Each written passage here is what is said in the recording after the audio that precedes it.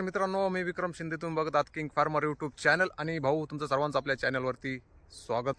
आणि पाठीमागच्या 2-3 व्हिडिओला भरपूर मित्रांनी कमेंट केली की सध्या उन्हाळी जे टोमॅटो प्लॉट वगैरे लावायचे, तर त्यासाठी कुठली व्हरायटी बेस्ट आहे आणि कुठली व्हरायटी जी चांगले रिझल्ट देईल, चांगला ॲव्हरेज भेटल आणि आपल्याला अपेक्षित असतं चांगलं उत्पन्न ते देईल, अशी कोणती व्हरायटी जी उन्हाळ्यामध्ये चालते. तर माझ्याकडं 2-3 व्हरायटी सिलेक्टिव्ह आहे, पण मी जे सध्या लावली आहे माझ्या प्लॉटवरती ॲक्च्युली लावली आहे ती कुठली व्हरायटी आहे आणि काय नियोजन माझं सध्याचं, तर ते बघण्यासाठी कंटिन्यू राहा, शेवटपर्यंत बघत राहा. आणि चॅनलवर नवीन असाल मित्रांनो तो चॅनल सबस्क्राईब करा, आपल्या शेतकरी मित्रांना शेअर करा, जेणेकरून त्यांना अशी नवीन माहिती भेटत राहील. तर चला मित्रांनो, आजचा व्हिडिओ जे की व्हरायटीवरती आहे आणि शेतकरी मित्रांची डिमांड होती की जी आपले उन्हाळी प्लॉट आहे, उन्हाळी व्हरायटी आहे, कोणती चांगली आहे आणि जी ॲव्हरेज येऊ शकते. तर आता पाठीमागे बघतोय तो माझा आहे उन्हाळी प्लॉट, 5-6 दिवस झाले लागवड करून. तर ही जी व्हरायटी मित्रांनो ती आहे अथर्व सेमिनस कंपनीची 1524. तर ही व्हरायटी का निवडली मी आणि रिझल्ट कसे यायचे ते पण सांगतो, आणि अजून कुठल्या 2 व्हरायट्या, अजून 2-3 व्हरायट्या कुठल्या आहे त्या पण सांगतो. बाकी व्हरायट्या भरपूर आहे, पण आपल्याला जे आपल्याला फायदा होईल अशीच व्हरायटी आपण निवडायची आणि आपल्या एरियाला सुटेबल असेल, म्हणजे आपल्या एरियामध्ये ती चालल, टेम्परेचर मॅच करेल ती अशी व्हरायटी आपण सिलेक्ट करायची. माझ्याकडे जी आत्ता सध्या व्हरायटी आहे ती अथर्व, ती माझ्या इथल्या एरियामध्ये 1 नंबर चालती. पाठीमागच्या वर्षात चांगलं ॲव्हरेज भेटलं आहे मला, त्यामुळं मी यावर्षी पण तीच लावली आहे. दुसरीचा लावायचं म्हणजे कसं रिस्क घेण्यासारखं आहे, तिच्याबद्दल आपल्याला जास्त माहीत नसतं व्हरायटीबद्दल. तर हिच्याबद्दल थोडक्यात सांगतो, नंतर बाकीच्या कुठल्या व्हरायटी आहेत त्या पण सांगतो तुम्हाला. तर मित्रांनो, ही आहे या सेमेनस कंपनीची अथर्व 1524 व्हरायटी आणि हिचं ॲव्हरेज 1 नंबर असतं. पाठीमागच्या वर्षामध्ये मला चांगल्या प्रकारे ॲव्हरेज दिलं या व्हरायटीने, अपेक्षेपेक्षा पण जास्त, आणि त्यामुळं मी ही व्हरायटी सिलेक्ट केली आहे. विशेष म्हणजे ही व्हरायटीत टेम्परेचरला सुटेबल आहे आणि टेम्परेचर चांगलं मॅच पण करतं, त्यामुळं माझ्या एरियात तरी ही व्हरायटी चांगली चालते आहे.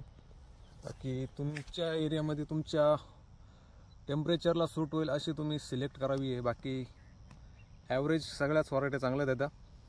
कारण काय, तर कारण उन्हाळ्यामध्ये जास्त फळ सेटिंगला प्रॉब्लेम नसतो, फुलकूज होत नाही, त्यामुळं कुठलीही व्हरायटी घ्या तुम्ही मित्रांनो, चांगला रिझल्ट भेटतो.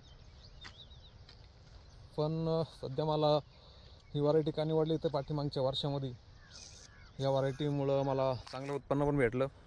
आणि दुसरी व्हरायटी घ्यायची म्हणजे रिस्क घेण्यासारखं आहे, तिच्याबद्दल आपल्याला माहीत नसतं, तिची हिस्ट्री माहीत नसते, आपण लावलेलं नसतं, त्यामुळं जे आपण दरवर्षी लावतो तिच्यापासून चांगले रिझल्ट भेटले तेच शक्यतो लावायचा प्रयत्न करा मित्रांनो.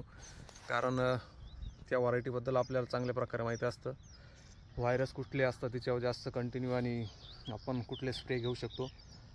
नवीन व्हरायटी असले म्हणजे खर्च पण वाढतो, आणि कसं आहे त्या व्हरायटीबद्दल माहीत नसतं, अचानक कुठले आजार येऊ शकतात अशा व्हरायटींना. तर जी व्हरायटी आपल्याला सुटेबल आहे, आपल्या वातावरणात सुटेबल आहे, आपल्या एरियामध्ये सूट होते, आपल्याला चांगलं उत्पन्न देऊ शकते अशी व्हरायटी आपण निवडा मित्रांनो. अथर्व एक चांगली व्हरायटी आहे आणि चांगलं उत्पन्न पण देते, फळसेट चांगलं होतं. तर पूर्ण प्लॉटला मल्चिंग पेपर आहे, रेडी होल असतात याला 1.5 फुटावरती, याचं जे माप आहे 1 होलाचं, तर ते 1.5 फुटाचं अंतर आहे आणि रेडी होल असतात या पेपरला. विदाऊट रेडी होलचे पण आपल्याला मिळतात, आपल्या हिशोबाने आपण घेऊ शकतो. तर मल्चिंग पेपरचा वापर करा मित्रांनो, चांगला रिझल्ट भेटतो मल्चिंग पेपरचा. मी इकडं जरा ट्राय केलं होतं, इकडं जरा एक साईडला लसणाचा एक पूर्ण लाईन होती, त्याच लाईनला एक लाईन विदाऊट मल्चिंग पेपर टाकून बघितली काय रिझल्ट येतो. कारण पाठीमागच्या काही वर्षापासून कंटिन्यू मल्चिंग पेपर वापरतो आहे, आणि जी आपली पारंपरिक पद्धत होती पहिली विदाऊट मल्चिंगची ती भरपूर आता बंदच झाली आहे. पण मग रिझल्ट निगेटिव्ह पॉईंट काय ते आपल्याला काही दिवसात कळून जाईल, कारण मल्चिंग पेपर आता मी तो वापरलेला नाही आहे, एकच लाईन आहे ही. तर तिला काय फायदा होता किंवा काय नुकसान होतं ते भविष्यात कळलंच पुढच्या 1-2 महिन्यात.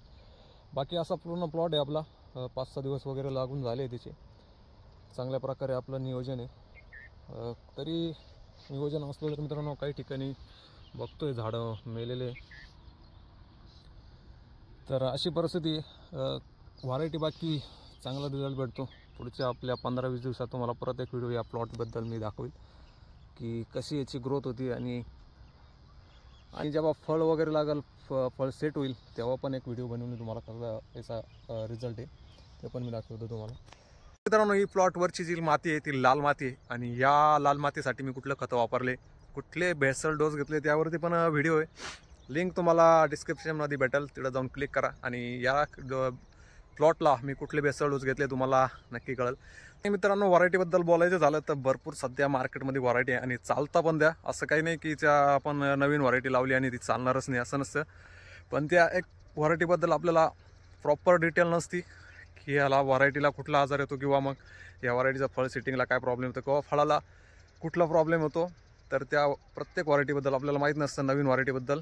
तर त्यामुळं जे आपली कंटिन्यू आपण दरवर्षी लावतो तीच व्हरायटी आपण अपेक्षित आहे की लावावा, कारण आपल्याला त्या व्हरायटीबद्दल चांगल्या प्रकारे माहिती असतं. तर आत्ता ही जी व्हरायटी बघितली तुम्ही अथर्वची होती, सेमिनस कंपनीचं, जी 15-24 व्हरायटी आहे. तर ही आत्ता मी लावली आहे आणि चांगली ॲव्हरेज पण देते. बाकी तुम्ही जर दुसऱ्या तुमच्या एरियात ही चालत नसेल तर तुम्ही 62-42 आहे, 20-48 आहे आणि पण आहे आर्यमान पण आता चांगल्या प्रकारे डेव्हलप झाली.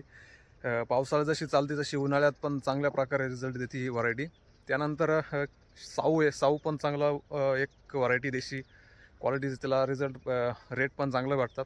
पण तिचा प्रॉब्लेम असा आहे की 2-4 खुड्यानंतर तिचं फळ थोडं बारीक पडत चालतं. चांगलं आपण खतं वगैरे जरी दिले तरी काही शेतकऱ्यांचे आपले पाठीमागं म्हणजे माझेच मित्र आहे, तर त्यांचे उन्हाळ्यामध्ये प्लॉट होते साऊचे.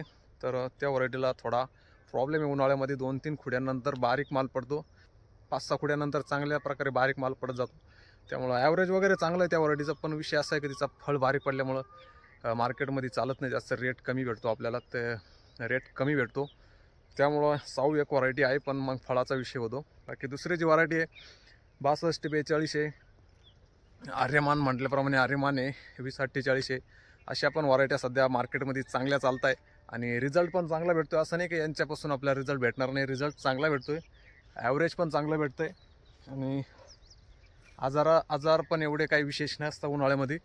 फळसेट वगैरे जर चांगलं झालं ना तर काही प्रॉब्लेम येत नाही मित्रांनो. फळसेट हे आपल्याला महत्त्वाचा विषय असतो. फळसेट चांगलं झालं तर कोणती व्हरायटी असू द्या आपल्याला ॲव्हरेज चांगलंच भेटतो. तर मित्रांनो, अशा पद्धतीने तुम्ही एक चांगली व्हरायटी निवडा.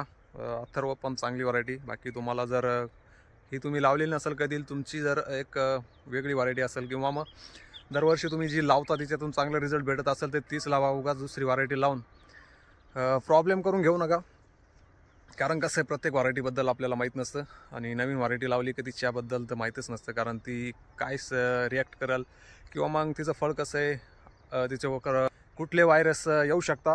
तर त्यामुळं एक माहिती असलेली व्हरायटी लावा. आणि अथर्व पण चांगली व्हरायटी आहे, उन्हाळी व्हरायटी आहे, चांगलं ॲव्हरेज पण भेटतं, त्या हिशोबाने लावू शकता. बाकी जे व्हरायटी तुम्हाला सांगितल्या त्या पण चांगल्याच आहे, काही विषय नाही आहे. फक्त आपलं नियोजन चांगलं पाहिजे, खत व्यवस्थापन चांगलं पाहिजे, स्प्रे वेळोवेळी गरज पडली तर नक्की घ्यायला पाहिजे. असं नियोजन जर असलं तर नक्कीच आपल्याला चांगलं ॲव्हरेज भेटेल. बाकी भाव वगैरे कसा राहील याचा कुणीच अंदाज लावू शकत नाही, कारण भावाचा अंदाजा लावणं म्हणजे खूप अवघड गोष्ट आहे. पण एक अंदाजा असतो की मे नंतर जून जुलैमध्ये 100% चांगल्या प्रकारात जरी नसला तरी एक ॲव्हरेज भाव म्हणजे 300+ मार्केट जाऊ शकतं. कारण दरवर्षीच्या अंदाजानुसार जून जुलैमध्ये मार्केट असतंच, कारण तो उन्हाळा असतो. आणि उन्हाळ्यामुळं काय होतं मित्रांनो, बऱ्याच शेतकऱ्यांना पाण्याचा लय मोठा प्रॉब्लेम असतो, पाणी राहत नाही. त्या ठिकाणी तांबाटे प्लॉट नसतात, भरपूर राज्यांमध्ये पण नसतात, त्यामुळं मार्केट वाढण्याचे चान्सेस असतात या महिन्यांमध्ये. तर ह्या हिशोबाने तुम्ही नियोजन करा आणि रिक्स घेऊ नका. पाणी नसेल तर खरंच रिक्स घेऊ नका. काय होतं आहे, भरपूर शेतकरी जोशमध्ये तांबाटी वगैरे लावून जातात, पण शेवटच्या जेव्हा आपल्याला फळ वगैरे लागतं किंवा हार्वेस्टिंग वगैरे चालू होती त्यावेळेस आपलं पाणी संपून जातं. मग जरा आपल्या मनाचा पण ओढाताड होती, जीवाचा पण कसं वसं होतं आहे, कारण एवढी मेहनत करून जेव्हा निसर्ग साथ देत नाही ना तेव्हा मग जास्त तकलीफ होती. त्यामुळं आपलं नियोजन चांगलं म्हणजे पाणी वगैरे व्यवस्थित असेल, चांगल्या प्रकारे शेवटपर्यंत आपण टिकू शकतो, तरच तांबटे वगैरे लावा. कारण आपण भरपूर शेतकऱ्यांचे बघितले पाठीमागं व्हिडिओमध्येच, जे आपण मार्केटमध्ये व्हिडिओ बनवतो तेव्हा पाणी नव्हतं, टँकरनी पाणी वाहिलं आणि त्यानंतर मी शेतीला पाणी दिलं आहे. असे पण काही काही शेतकरी खूप जास्त मेहनत करतात, खूप जास्त कष्ट घेतात, पण मग जेव्हा खूपच जास्त पाण्याचं शॉर्टेज येतो तेव्हा खूप जास्त प्रॉब्लेम होतो, खर्च आपला खूप जास्त होऊन गेलेला असतो. तर नियोजन चांगलं राहू द्या, बाकी पाणी जर असेल तर मग काही प्रॉब्लेम नाही, लावून टाका, रिक्स घ्या. रिक्स घेतल्याशिवाय कुठलीही गोष्ट होत नाही.